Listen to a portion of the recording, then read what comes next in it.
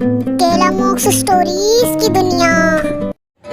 संजना और दीपिका एक गांव में रहते थे। वो दोनों बहुत ज़्यादा गरीब थे। दिवाली भी आने को थी तो संजना ने अपनी माँ से कहा, माँ, दिवाली बहुत ज़्यादा करीब है, तुम मेरे लिए पटाखे लेकर आओगी ना माँ? मैंने सुना है हमारे घर लक्ष्मी माता भी आएंगी माँ।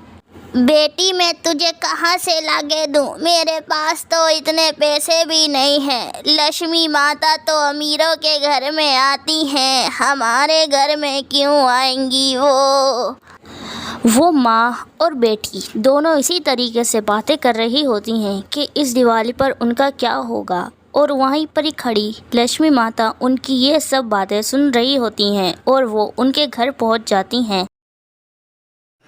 अरे, ये क्या कर रहे हैं? मैंने तो उनके साथ कभी ऐसा भेदभाव किया ही नहीं है, और ना ही मैं किसी के साथ करती हूँ। ये ऐसा क्यों कर रहे हैं? मुझे इनके घर जाना पड़ेगा। दिवाली की रात वो जब दोनों सो रही होती हैं उदास होकर, तो उनके घर में लक्ष्मी माता प्रकट हो जाती हैं। घर हिलने की वजह से उनकी आँख खुल जाती है।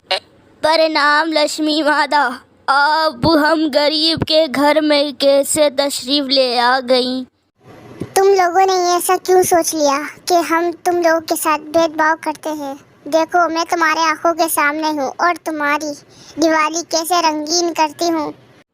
फिर वो उनके सामने सोने के सिक्के, अशरफियाँ, जवाहरात सब रख देती हैं। ये देखकर, अरे इतना सारा सामान, ये देखकर मैं तो धन्य हो गई हूँ। मेरी दिवाली तो बहुत ज़्यादा रंगीन हो गई है।